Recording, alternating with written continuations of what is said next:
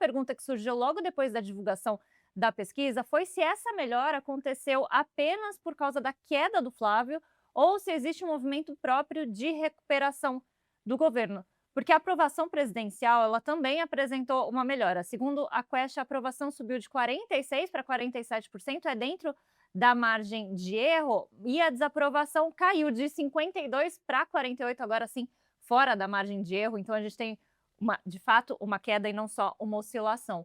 Os números ainda não colocam o Lula numa zona confortável, mas me parece interromper uma sequência de deterioração que vinha sendo observada ali há vários meses. Bárbara, enquanto a pesquisa foi comemorada por integrantes do PT e do governo, como esses números repercutiram dentro da campanha do Flávio? Acho que é uma preocupação, Marina, mas como eu falei anteriormente, ninguém está no modo apertar botões de pânico nesse momento, tá?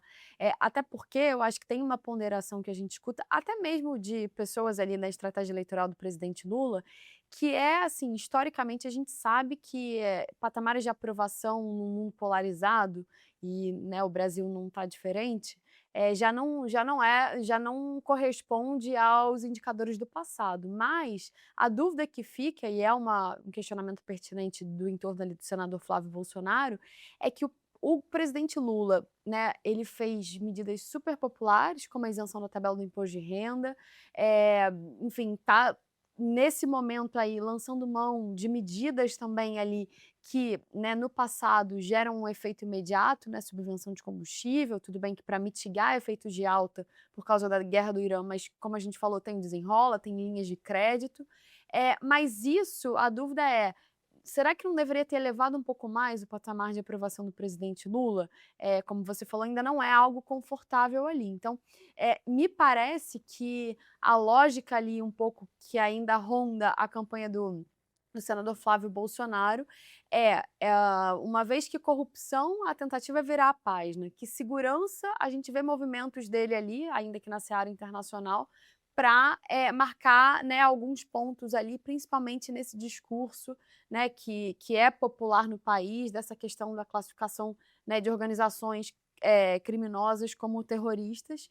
O terceiro ponto ali que eles querem trazer é custo de vida. Então, me parece que há um esforço ali de, no fim das contas, tentar trazer um pouco essa ideia do presidente que prometeu picanha na eleição, mas está entregando inflação, ou discutir nível de preços ali, ou né, aquela questão da taxação do governo, como ficou né, no imaginário ali do eleitor, esse tipo de agenda, tá? Então, assim, não me parece. O ponto central para a campanha do Flávio é patamar de rejeição, né? O Flávio ser mais rejeitado do que o presidente Lula é algo que aconteceu nessa esteira do Master, e há uma preocupação ali, né, em tentar voltar ao patamar do passado ali, em que ele era menos rejeitado que o presidente Lula, porque há um entendimento de que a do PT pode ser uma rejeição um pouco mais cristalizada que o Flávio, que está fazendo a sua primeira campanha, pode ser uma rejeição do sobrenome, né? E aí o desafio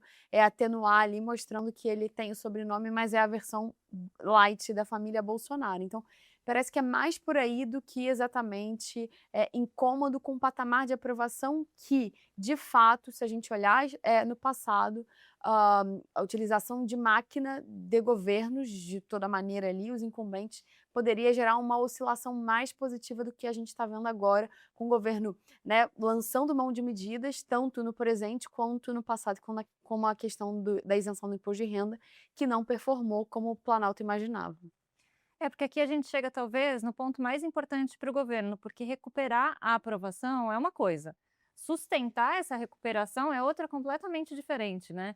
Então a mesma pesquisa mostra que programas como Desenrola 2.0 vêm sendo ali bem recebidos, inclusive por eleitores que não fazem parte da base tradicional do presidente. Ou seja, existe um efeito ali político concreto sendo percebido pela população.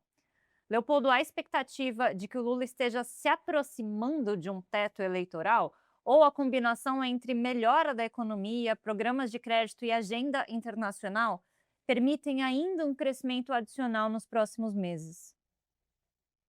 Pois é, isso é bem interessante, Marina, porque o cenário básico que a gente tinha, e que o país observava, era essa, de uma eleição polarizada, com perspectiva de desfecho acirrado, e equilibrado ali na margem de erro.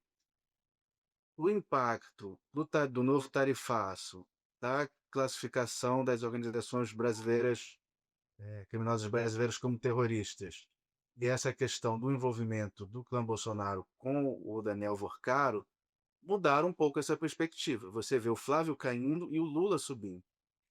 Você falou aí na questão da aprovação do governo, você vê que elas estão a um ponto de diferença, né? Isso aí, esses dois elementos, o crescimento do Lula fora dos parâmetros de polarização, e esse empate técnico, esse empate direto entre aprovação e desaprovação, eles deveriam ser traduzidos assim, como uma disparada do governo, uma disparada do presidente, considerando o contexto de polarização, considerando o cenário base anterior, né? Então, existe espaço para o Lula crescer, ou ele está chegando a um teto? Bom, como eu te falei na primeira pergunta, eu acho que essa questão do Master e essa questão da soberania nacional são dois pêndulos que podem responder essa pergunta, né? A resposta nesse primeiro momento foi sim, Lula pode crescer mais. E ele pode continuar crescendo mais? Bom, como nós vimos essa ruptura do padrão anterior da polarização acontecer, a gente não pode descartar que ele continue se desdobrando, certo? Eu continuo achando que o resultado será apertável, a campanha será polarizada, mas não tenho mais certeza, né? Não é possível ter certeza, mas minhas dúvidas hoje são maiores se ele será tão apertado assim, a depender desses condicionantes, né? É muito maluco, porque a gente sempre, desde o começo do ano aqui, desde a estreia desse programa, acho que dia 16 de janeiro, se eu não me engano, a gente vem falando isso, né? Ah, vai ser por menos de 1%, vai ser. A gente está vendo a eleição no Peru, que enquanto a gente grava não teve ainda um desfecho, tinha uma diferença ali de 500 votos para um, para outro, estava super apertada. Então a gente imaginou que a do Brasil também fosse ser apertada, mas dentro do cenário que a gente tem hoje, se as eleições fossem hoje, talvez não fosse tão apertado assim. Então, política, de fato, é como nuvem, a gente nunca sabe o que esperar, cada dia a gente tem um novo cenário.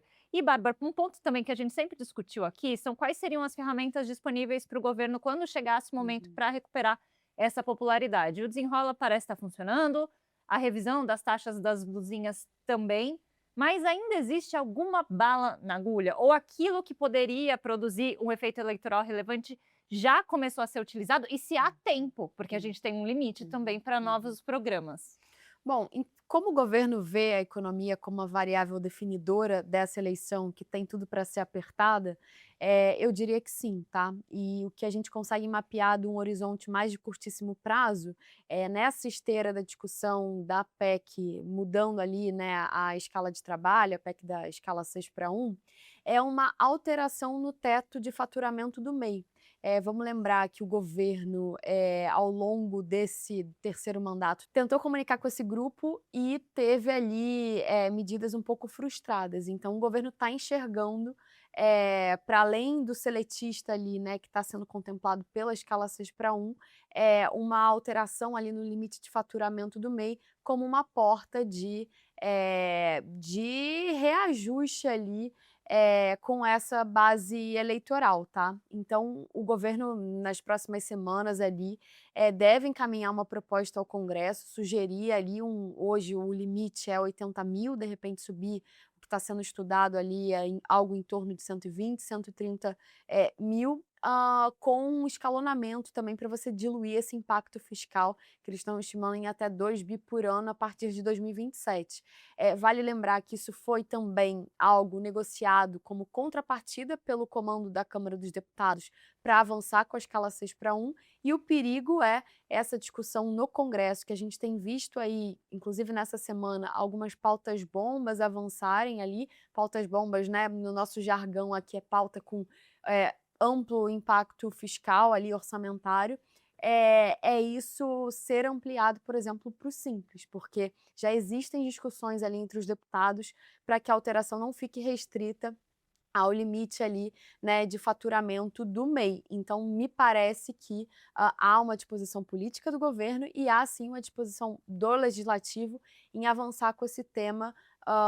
É difícil cravar o calendário, porque a gente vai entrar numa esteira de Copa do Mundo, festa junina, que é algo muito relevante para parlamentares ali do Nordeste, por exemplo, e tem o recesso parlamentar em si, a dinâmica da campanha eleitoral que acaba esvaziando o Brasília no segundo semestre, mas de curtíssimo prazo eu diria que é isso, tá? Em relação a gente é muito perguntado aqui pelos clientes sobre Bolsa Família.